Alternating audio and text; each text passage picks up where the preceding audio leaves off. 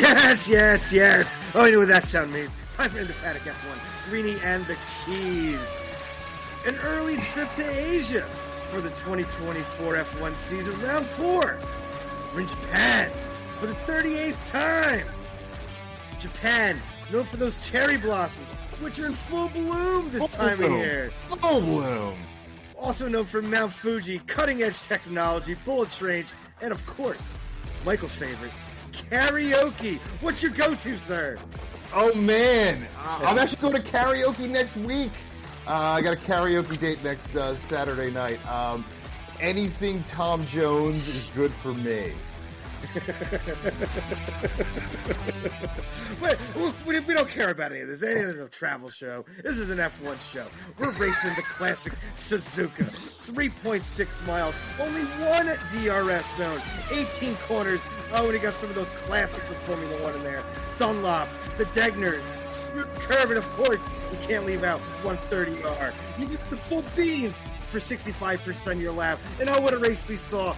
Red flag on turn 3 when Danny hits Albon, throwing them both to the wall, restart, and then, oh, the tire strategies took over, my friends.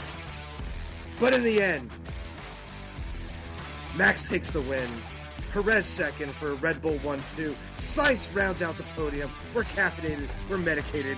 Greeny. Good day, sir. As my 10-year-old son, who was watching the race with me at the ridiculous hour in the morning this morning, said, Alb and Rick don't look so good.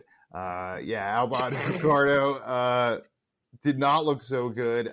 The worst scenarios for both Williams and Visa RB, and specifically Danny Ricciardo. We did not want to come on. We wanted to talk about Danny Ricciardo this week going into the race, but not like this. Especially this early in the broadcast, as well as a red flag, first red flag we've seen in a little bit. But you're going to see that at Suzuka. It's a tight track, as you saw. You go fast and then you go tight, and things happen. Williams, an awful week. Alex Albon has taken so many steps back between Australia's crash out and blowing that for Logan Sargent.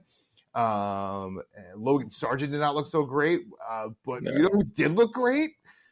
Winning 1-2 for the third out of 4 races. Yeah, that's Red Bull. So we are back off of Arrakis. We are back off of the land of Ferrari, and we are back in the Red Bull zone. Max and Sergio 1-2. Not the margin that we've seen before, the wide margin that Max and Red Bull has put up. So definitely a little closer. I believe 8 seconds between him and 12 seconds between him and Sergio, and another 8 seconds behind were the Ferraris coming behind them. Carlos Sainz, hello. If it wasn't for his appendix, he could be right at the top of the leaderboard right now through 4 races. He is right up there. Very, very impressive. Extremely impressive again for Carlos Sainz. Coming on the podium. You had that predicted, sir. Prognosticator of prognosticators, sir. Predicting that one. And Charles Leclerc, driver of the day, Charles Leclerc, coming from 8th, I believe, started 8th and finished 4th. So a heck of a day for Ferrari. Not what you wanted to see. But once again, Ferrari on podium. Every race this season, he had a Ferrari on podium for the 4th straight race. That's as good as you're going to get. And they are clearly ahead of the rest of the pack. Mercedes looks like they took another step backwards, and McLaren couldn't get it going, and that's kind of where we stand. So, geez, what were your first reactions to another Japanese Grand Prix? Well, just Red Bull and Ferrari are, as you said, are just far above everybody else. First time ever in F1 history, 2 constructors in the first 4 races have gone 1-2. A little tidbit of information for you there. Wow. Yeah, how about that? Sainz, another great drive. Leclerc brought his game. Didn't bring it in quali, but the one-stop strategy and wooed that to perfection. I mean, it also helped out that McLaren is absolute garbage on their tires. I mean, absolute garbage. They're just ripping those tires up. I mean, what they both finished. They both started, I think, what do I got here? Started 3rd and 6th and ended up 5th and 8th. That ain't good enough. Especially at Suzuka, which is known to pretty much where you almost qualify is where you're going to finish. I think the race win has come from the first row for the last, I think, like 15 straight races or something like that. Mm-hmm. Something like that. So, I mean, to lose that many spots, but just because you have the massive tire dig that car has right now, and that's not going to be good enough. I mean, Ferrari and Red Bull are far above anybody else. Ferrari's closing the gap slowly a little bit to Red Bull. It's going to take. We'll see what happens after Imola when they bring the major upgrades that they've been talking about, and if to close the gap, closer. But Red Bull's still dominant. I mean, I think Suzuka fits the Red Bull car a lot better than Australia does. So, kind of makes sense that they were going to be where they were. I mean, the real surprise out of those top two teams is really Perez's performance, which was far better than he's pretty much done the entire season, to be honest. I mean, that was such a better performance from the entire weekend through quali and everything. Because usually he struggles in quali, but he put it up there. So it was really good. And then Merck is, going backward. That's just another mess. I think looking back now, I think you see why Lewis made his decision to leave Mercedes. Every week it gets more and more obvious why Lewis Hamilton left Mercedes. And every week it gets more and more obvious that Ferrari might have made a huge mistake by getting rid of Carlos Sainz. Man still does not have a job next year and is one probably, I would say, potentially the best driver on the grid this season, considering everything. Mm-hmm. I think through four races, if you had an MVP I'd give it to Carlos Sainz. Yeah, I do. I agree with that. The guy missed a race and is still right on top of the leaderboard. And again, you got to go back to Ferrari and their base and the way they're building their team and rebuilding their team over the last several seasons. You can see a lot of top guys were coming out and a lot of new guys were coming in. And you yourself and myself, we both talked about, how nervous and nerve-wracking that could be, bringing in new people. But it showed that sometimes 2 steps backwards are 3 steps forwards. And that's what you had here with Ferrari. And now it's finally all the fruits of labor for the last 2-3 seasons and really what you expected last season at the beginning of last season is now coming to fruition a little bit later than expected. Obviously, it's a Red Bull world right now and we're just living in it. But Ferrari is clearly the second best team. And anything happens on any single weekend to Red Bull, as we saw in Australia, Ferrari's right there to take 1-2, potentially. And that's as best as you can hope for as a Ferrari fan. I agree with that. I mean, all aspects are fine. I mean, the strategy call to leave Leclerc out and just go with the one stop and, being able just to pull away there at Lando at the end because he just had way better tire life than the McLarens did. I mean, Leclerc's times when early in the race, before he made his first stop, he was only running a couple tenths off of the guys that were on the newer tires. So that was actually really impressive, to be honest. And Leclerc, deservedly so, got driver of the day.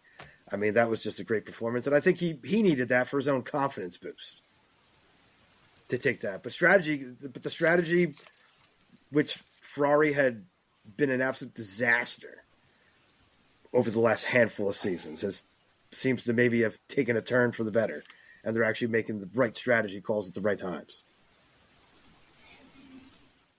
They're getting their heads together. And a big part of that, like we said, is when guys get too comfortable at the top. And I think we saw that with the previous regime. A lot of guys were just too comfortable at the top and okay with just racking up points constantly and not so concerned about pushing the envelope and just throwing your hands up and saying Red Bull is better at every aspect of this game than us. We're just going to come in third, or we're just going to be happy with points every week or every race. Yeah. And that was unacceptable. Mm-hmm. We talked about it last show. Do you come for your job or do you come to work? And I think Ferrari Garage and the people in the front office are finally showing up to work and saying, we can beat Red Bull. Even if you don't, you can't let them run away. You can't let Max just double everyone's points and just run away with the whole season. And it's over before the break. Forget about after the break. Yeah. It's over before the break. I mean, it was over in June, July last year. You can't keep having that. And you can't just throw up your hands and say, well we're not going to spend the money because we know we're going to be second in the constructors, which Ferrari barely was last year, out Merck. So, obviously this year it appears very early on. They lost out to Merck, so. Well, I'm sorry, they lost out to Merck last year, so by a couple points. So every race is so meaningful, and I think they're finally getting it together with Ferrari, and at the same time losing it at Mercedes. Yeah, no, I completely agree with that. Well, a lot of the people that were at Mercedes aren't at Mercedes anymore either. When you're the top dog and people start leaving. The under guys start leaving because people try and pull them to see if they can get that information. Absolutely. Every business. That's just what happens. So turnover happens, and Mercedes has just gone the wrong direction. It happens.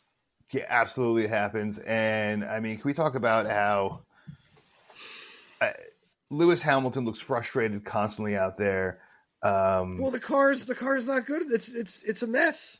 George Russell is going backwards as well. I think from his driver's skill and perspective, he's still making some rookie mistakes out there consistently.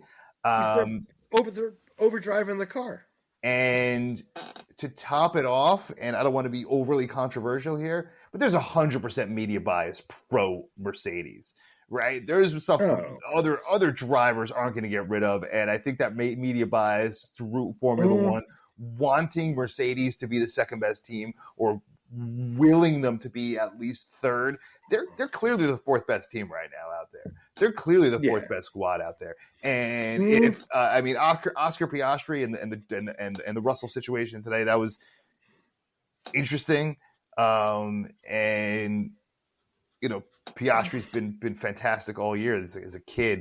He had a little bit of a rough one today, but McLaren's seriously looking better than Mercedes right now over the last couple races. And if that continues, F1 does not want Mercedes to look like the fourth best team, but they're not good right now. And they've staked a decade Formula One, making Mercedes the golden boys. And to take a major step backwards like that is against what their marketing and branding is. When I know people who know nothing about Formula One, but know who Lewis Hamilton and know who Mercedes is. And know about Formula One Mercedes with no other knowledge of Formula One. They just know Lewis Hamilton. So that branding is massive, and worldwide. So that's why Ferrari was walking in right at the right time for Lewis Hamilton to scoop him up and have that face of recognition, but may not have the second best driver on their team, or may have the second best driver of their current squad with Lewis Hamilton next year. Anything to add before we head over to the Quizmaster's cockpit, sir? Nah, I think that's pretty much covering it, sir. Yeah, it's pretty much covering the race. Back to normal. You got to leave a little tidbit, for winners and losers. We have plenty to come. Strap on my helmet. I'm going to take a breather here, take a sip of tea, and Quizmaster's cockpit. Of course, that means only one thing: 3 questions. Once around the track, 3 sectors. If I can manage my way by miracle of the Lord and put up 3 correct answers, we'll go to winners first. If I have some kind of mix of wins and losses, we'll go to losers first. And if I get 3 losses or 3 L's in a row here, we might just go to slap yourself. I might just slap myself. But we will see. Yeah, I think that might be more the option. I've managed to at least get 1 right every single program this year. Let's see if that streak can continue. So without further ado, the Japan 2024 Quizmaster's Cockpit. Are you ready, sir? Sure. Let me get my bell. Question 1, sir. All right. Right into it. How many times has F1 raced at Suzuka? Was the 38th Japanese Grand Prix, but they've raced at Fuji before. I'm going to go with 35. Ooh, so close. 34. Oh, come on. Come on. Raced 4 times at Mount Fuji. 4 times of Mount Fuji. 4 times at Fuji. Oh, I thought it was 3. Ah, come on. That was closer than you thought I'd get. That was actually closer than I thought you did. I thought you might have actually got it when you got, 38, and I was going to be like, oh, he might actually have this one. No. Close, but no cigar. Yeah. Question number 2. When was the first time F1 held a Grand Prix at Suzuka? It was 87. That is correct. That is correct. Next question, I'm going to ask you, won in 87? Go ahead and answer. Gerhard Berger. I was hoping for another Gerhard Berger. I was hoping for another Gerhard Berger question this week. Back to back. And a belly to belly. Question number 3. I get extra credit, teacher. Teacher, sir. Do I get extra credit for that one? I'll give you half a point. I'll give you a half a point. All right, keep it going. Obviously, the Gerhard Berger 1987 question was not the third question. That is not the third question. Max won his 3rd Japanese Grand Prix in a row. Who is the only other driver to win 3 in a row in Japan? There's only 3 drivers that have won more than 3 at Japan, which is Schumi, Hamilton, and Vettel.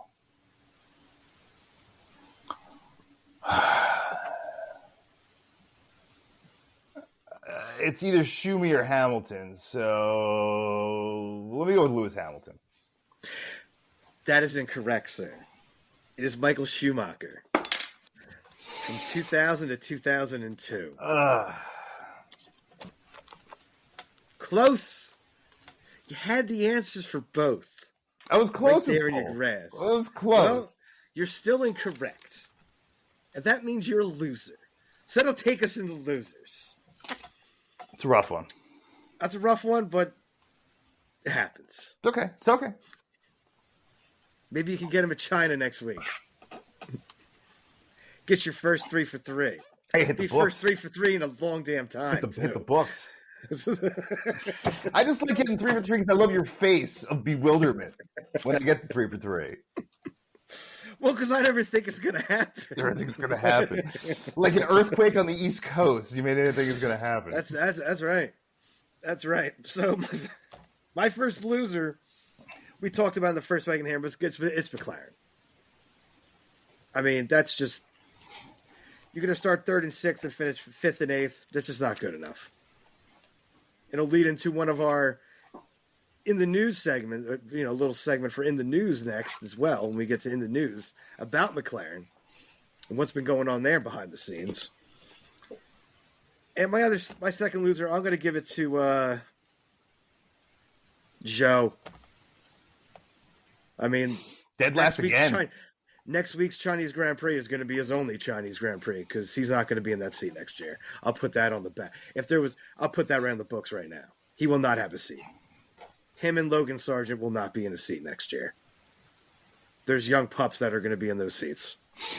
No, starting dead last again. Or somebody else. Sauber's definitely going to make some driver moves because Audi's taking that operation over, and they're going to want to get some better drivers in there. So, yeah, just absolutely poor performances. Some of them are not his fault, but when he is out there, it's just not good. Those would be my losers. Yeah, I'm going to go right off the bat with Alpine. Off the restart, they actually looked good. They actually were, I think, 10th and 12th.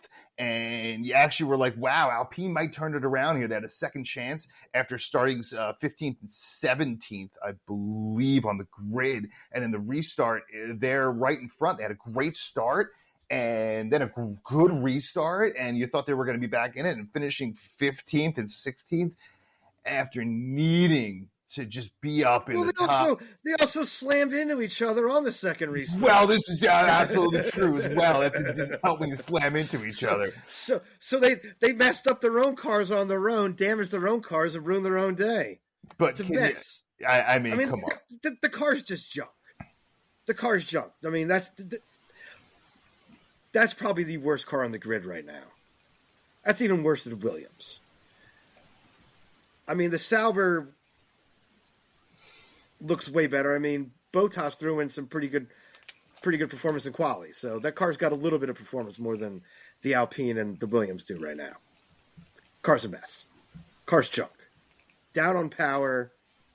No downforce. It's a mess. It's junk. It's straight up junk. Yeah, and I'm also going to go. I got two more. I'm going to go with as we talk about Mercedes. I mean, just come on, but specifically George Russell. Mm-hmm. He had that one situation in the pit lane. He had the one situation down with Oscar Piastri towards the end of the race. I mean, he's got some amateur moves. He should be way past this already. And I know there's all the outcry of not just Mercedes bias, but also British driver bias, and these things have happened before. That's because it's also because Sky Sports. Yeah, of course. But in the end, man, guys have been penalized for less than what George Russell did on the track this weekend, and no penalties for him, but he probably deserves some. And Danny Ricciardo, turn 3. I don't completely absolve him from that mistake. I don't think he absolves himself from that. He was a little bit all over the track right before that, and that was the last thing he wanted to do this weekend is go out there and. I mean, nobody wants to wreck out turn 3 or lap 1. No one wants to induce a red flag right off the bat. But he actually looked decent. I mean, he started 11th. He actually looked decent all weekend, and they were happy with him. If you watch quali, it seemed that the garage and the folks at Visa RB were pretty happy with his performance and quali and over the weekend, and then boom, crashes out. Definitely the worst situation for him, and Liam Lawson sitting warming up that seat. And Liam Lawson looked like the Emperor, like standing behind Darth Vader, like in some of those, in some of those camera shots, like very good, sir, very good. Just waiting to pounce, like, and it was. I mean, in his even Lawson's face was like good.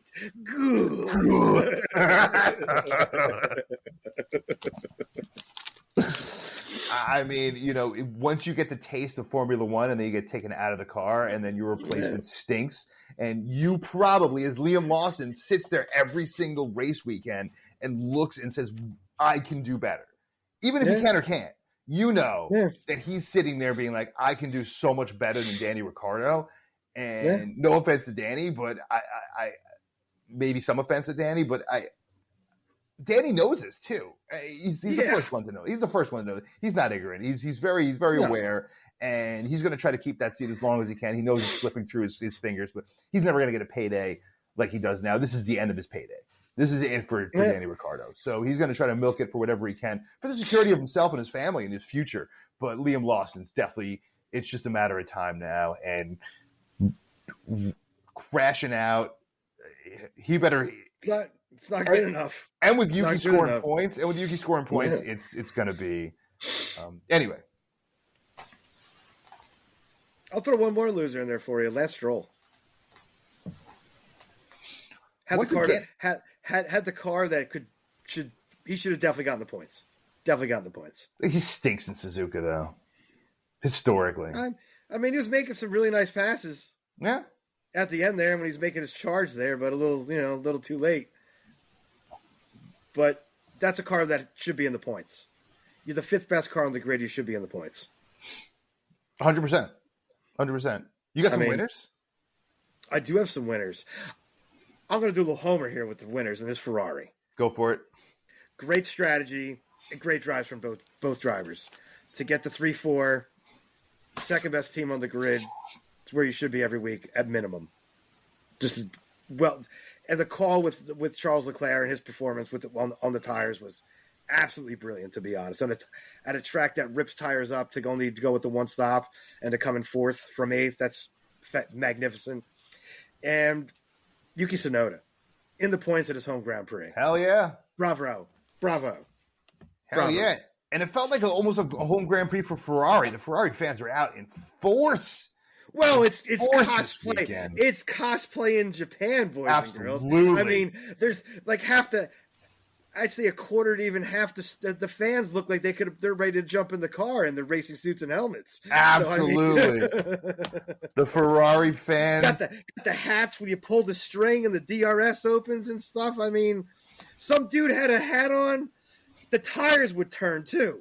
And it was like remote controlled, like tires turning. I mean, it's a scene, man. It's a scene. They love Formula One. They love Formula One in Japan. And you can definitely see the rainbow of different fans out, but a lot of number 22s out. All the teams. That's for all sure. The teams. A lot of number 22s and 22 showed up this weekend and represented for Japan. He was very happy. He said in the post-race that it was almost like finishing first. Obviously, it's definitely not like finishing first. That's as good as you're going to get for Yuki Tsunoda in the RB cash. Well, when you're in the second, the last five teams, just to get in the points is a big accomplishment when those teams are not at the levels the teams that are the top five teams. Absolutely. So to get points, thank you, Lance Stroll. Thank you, Lance Stroll, for not getting at a Q1 and hoping Yuki Tsunoda out this weekend. I think if Lance Stroll made it at a Q1, it could have been a different result for Yuki, but it doesn't matter. He gets the point and delights the home crowd. Speaking of Aston Martin and winners, Fernando Alonso, like you said, he even said it himself. I don't know if he meant it to be arrogant, but he said it in the post race. Aston Martin is expected to finish 9th or 10th in the grid every single time out. Absolutely. And he said we're 9th or 10th. He finished 6th, so definitely once again, and definitely qualified 5, finished 6th. Definitely another great weekend for Fernando Alonso. The ageless, as we say, Fernando Alonso. What he said in his post race is absolutely spot on, and you should probably listen to what Fernando Alonso has to say, since he's been in Formula One for such a darn long time. I mean, he's absolutely spot on. Red Bull and Ferrari are in another league compared to everybody else. Absolutely. And Aston Martin just doesn't have the pace compared to the Mercedes and the McLaren. Spot on.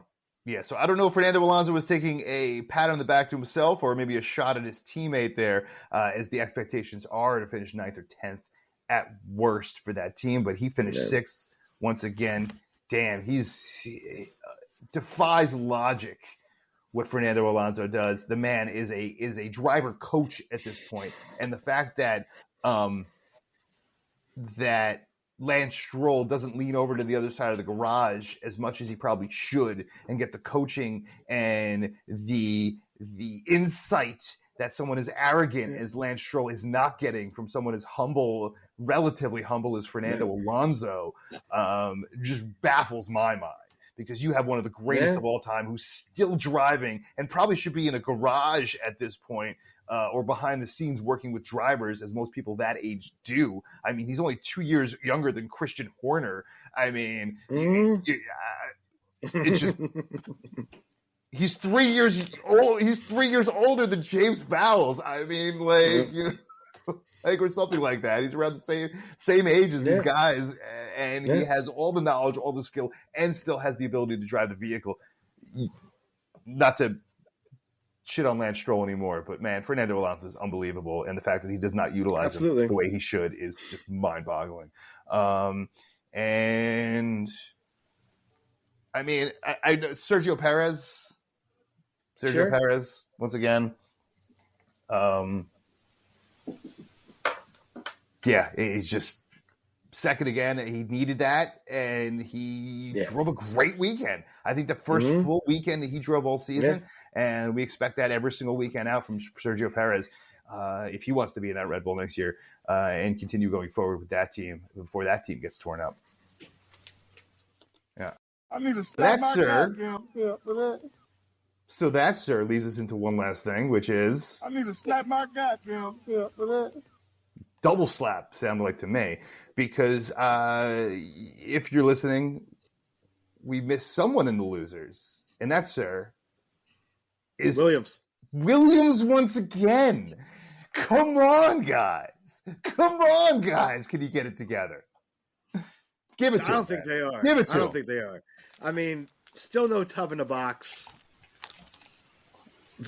Possibly Albon damaged his chassis. Then you're not going to have either chassis that's hasn't been damaged that you actually have. They might have one for China. We'll see. It's just a mess.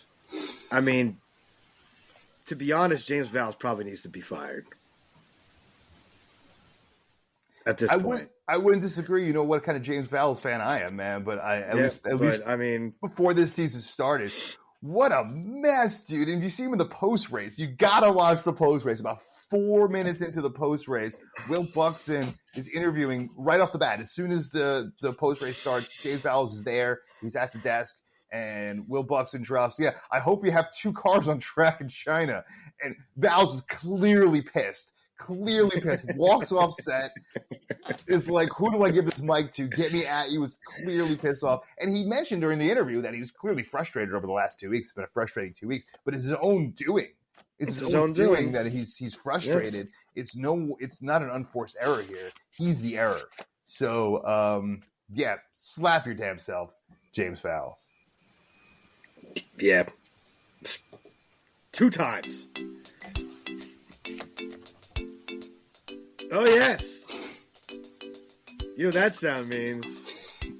Time to take that fantasy ride to that fantasy island of Greentopia. Where the beer flows like wine, the wine flows like beer. And the cannabis grows as far as the eyes can see. Look at it. Look at it out there. Green and luscious. Take a little whiff.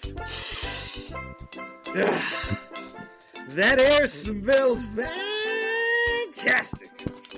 And it's definitely smelled a little bit more fantastic this week. Take a couple extra puffs and send them my way. Because my tickets came up big this week. Wow. Wow. Casino in the sky. Finally. We checking out. Finally. I know I'm cashing in. He hits.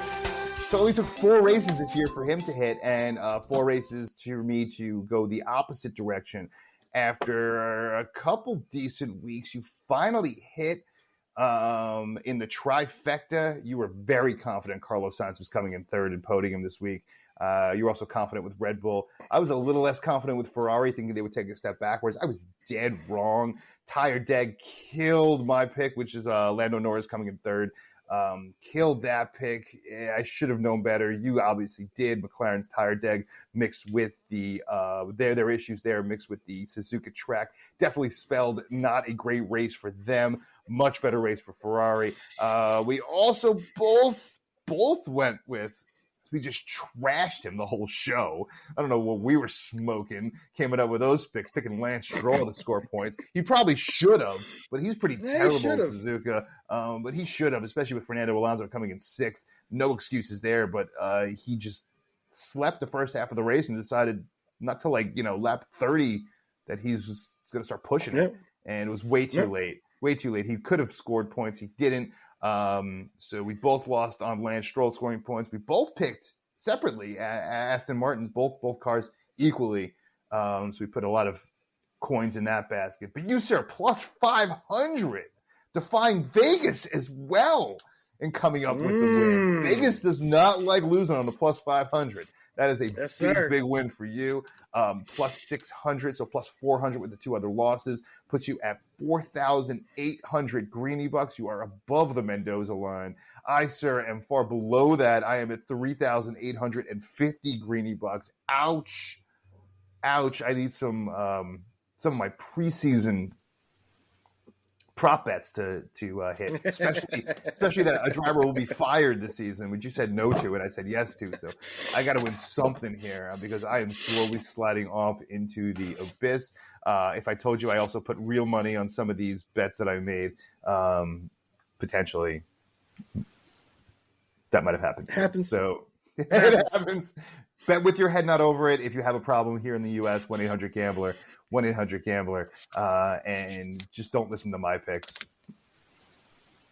That's your advice. I only hit 1 out of 3, but my one was a pretty hefty winner. So it was a plus. Plus 500. It's a big win. It's rare. A plus 500 win is rare. The gamblers do not want plus 500s hitting. They don't often hit. No. So kudos to you, sir. And just call me the Muad'Dib. Well, easy, Muad'Dib. It's a great shirt, by the way. Fantastic. Is I finally, after a month, took my mother to go see Dune Part 2. I was actually planning on driving out to the Philadelphia area to go see with you after the earthquake here in the New York City rocked us. It was really, really rocked us. I was actually standing right on the fault line when that happened. But everyone was fine. No one was hurt. So, AKA in this area we're calling it the big one. But no, I called my mother and I asked her if I told her I was going to roll out to go see the Cheese and go watch this movie. But she's like, "Really? You're not going to see it with me?" And I'm like, "I didn't think you wanted to see Dune 2 in IMAX." But there you go, Mom. So I took her, and her jaw was on the floor, as anyone else. If you haven't seen that flick, not that we're a movie show now, but you started it, Dune 2. Go see it in IMAX while it's out. Man, you will not regret it. That is a generational movie and a generational film. So go see that. But segueing, sir, to other take us to in the news. And sir, we got a few for you here. Actually, not much going on, but enough. I went digging. Found some things. News story 1. As we mentioned earlier in the program, McLaren's tech director, David Sanchez, fired after just 3 months. He was in charge of the aero and car performance. Well, obviously, he screwed the bit because the car is definitely not performing as they would have hoped, especially on the tire deck side. So making changes already. So it's going to be a continuing new trend that people just get canned mid-season. I mean, this never happened really before in Formula One. Usually changes like this would be made after the season is over. But is this going to be a new trend here that people are just getting canned 3 months in? Yeah, when you're able to pay more, you get more people who might be working in certain other private sectors in engineering, who might be working for a major auto company that you may not have been able to get before, right? That are now accessible because you're able to pay a higher wage. When you were kind of like, even 5 years ago, even pre-pandemic years, people were working for Formula One because they loved it. I know someone who was they used to be the team doctor for the Dallas Cowboys. And they left that position to take a job at a public school as the athletic coordinator for a public school in New York. And I was like, why would you leave the Dallas Cowboys? He's like, because public school pays a lot more. Because they want you to say you work somewhere, right? Say you work for F1 and they pay you less. Now they decided, hey, we can pay more for the right people at the right time. So we're going to get rid of someone who's not living up to expectations because there's someone we can pay now a big salary to that would leave a Mercedes, front office or engineering side or big names in the private industries that will now come to Formula One, not because they want their name attached to Formula One, but they want to get paid, and Formula One can pay them more now. And that's very different than it was years ago, where the salary would always be better working for the companies themselves versus the Formula One team. Yeah. Well, the giant TV money contracts they get now and the way that trickles down to the teams is definitely more money. People get paid more money. And this is why they want the U.S. market, because the U.S. market is gigantic. Well, it's gigantic. And that's why this money comes from. And it gives them the ability to make moves on people. Unfortunately, they want the best of the best of the best, just like the drivers, just like Danny Ricciardo, as we mentioned last week, is one. If you lined every single person in the world, Danny Ricciardo's in the 99.9 percentile. He's one of the top probably 50 people on the planet that can drive a vehicle. Maybe even 30 people on the planet that drive a vehicle. Maybe even 20. But he's not in top 15. And it's crazy to say you can really be one of the best of the best of the best in the world and not be good enough for these jobs. But that's just what it is. It's highly competitive, massively competitive. And now the salaries on not just the driver end are trickling down through the garage, and you're seeing the people making moves because they can. Yeah, absolutely. Let's see. Next one. Sergio Perez says he will know in a month if he will be remaining at Red Bull or not. Who's going to be in that seat? Who's your pick as of now? Like preseason, I would have said like Alex Albon or something like that. But right now. It's got to be Carlos Sainz. He's the best driver on the grid. He's the best driver on the grid. There's only two names that I see to take that seat.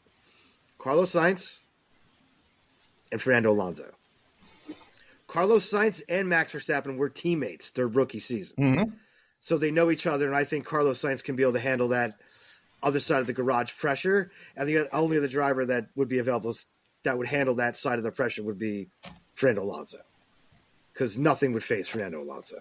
Nothing would face Fernando whatsoever. Again, a year older. The time. Do you really think Fernando's going to make that big of a drop if he's given that opportunity? He probably trains harder than 90% of the guys on the grid, and he's twice as old as they are.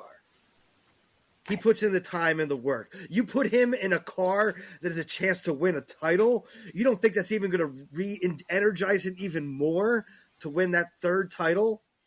That he's been wanting hell to, yeah, that would be absolutely amazing. But the one thing I know in the history of time and the history of humanity, age is undefeated.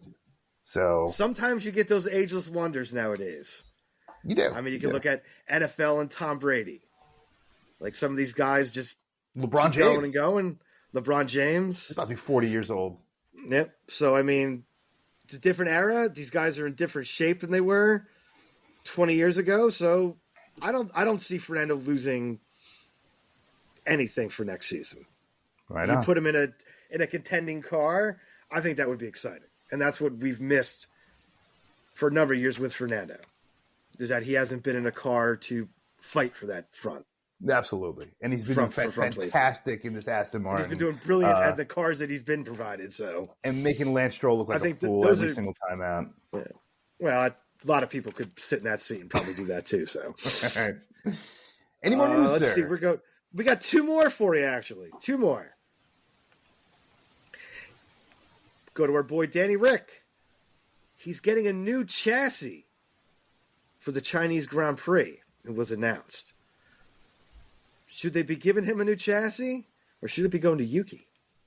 Yuki's clearly a better driver, clearly a younger driver by far.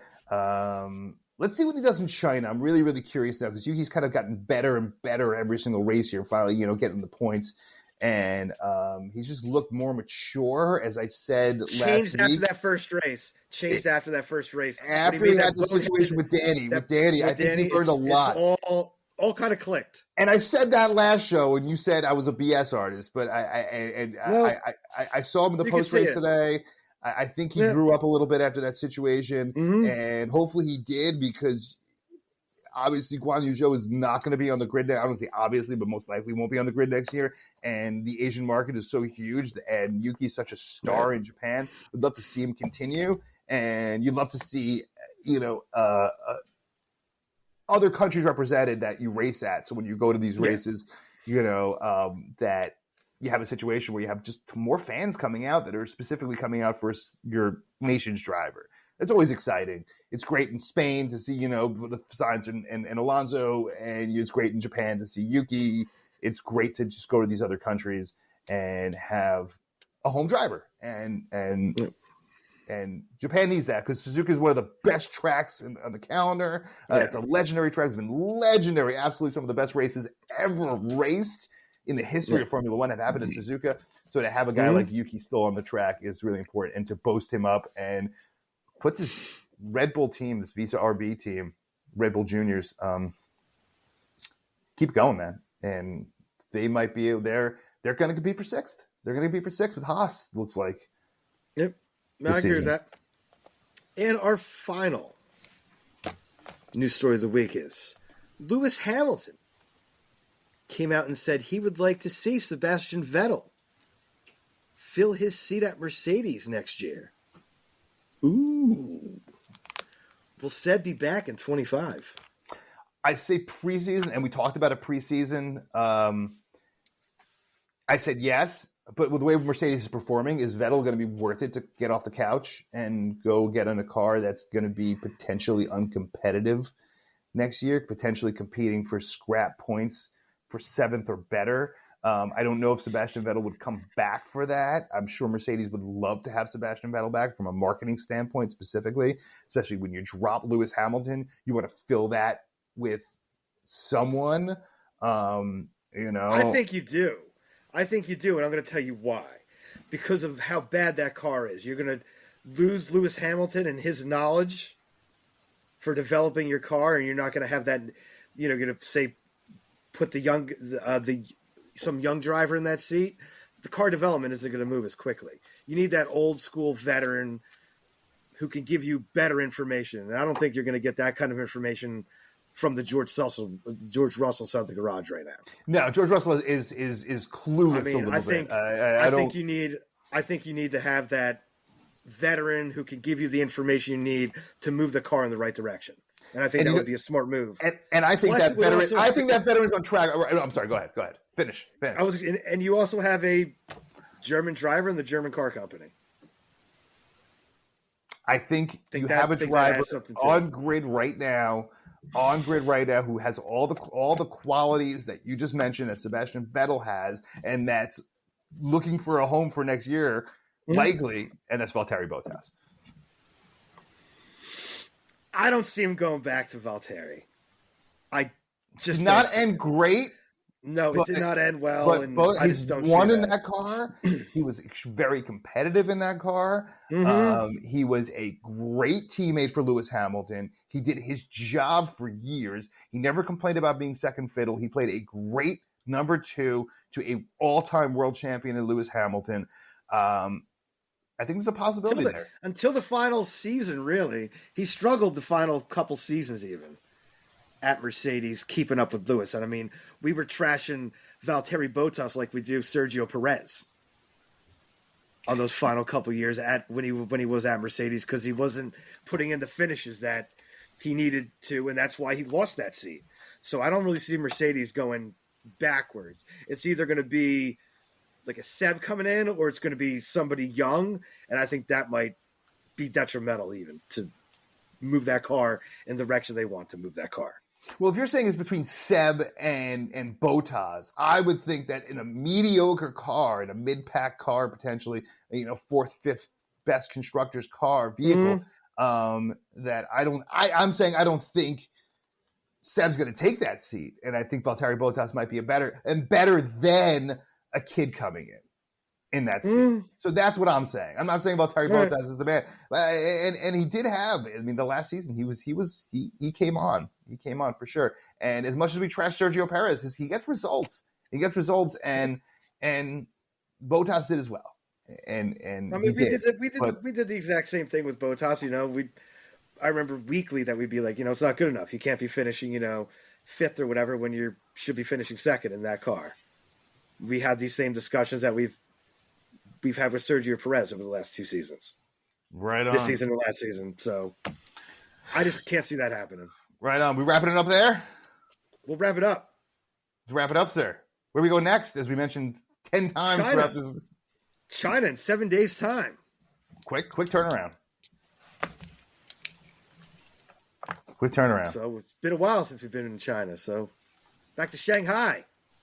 You don't want to get Shanghai. You don't want to end up in Shanghai too long. Listen, we'll be back in you don't want to get 7 days. Shanghai. You don't want to get Shanghai, that's for sure. We'll be back in 7 days. Shanghai, China is next on the calendar. We pray that there's no Red Bull 1-2 yet again, but there probably will be, and they're on track here. But let's go Ferrari. I did not mention Haas at all this show, so I got to squeeze it in at the last moment here. They didn't end up in my winners. So damn close. No points for them this week. But, very impressive. Plus 23 from quali to race over the last 3 races for Haas. So just wanted to throw that in. Sir, finish up. Your big finish. Oh, as always, stay medicated, my friends. Peace.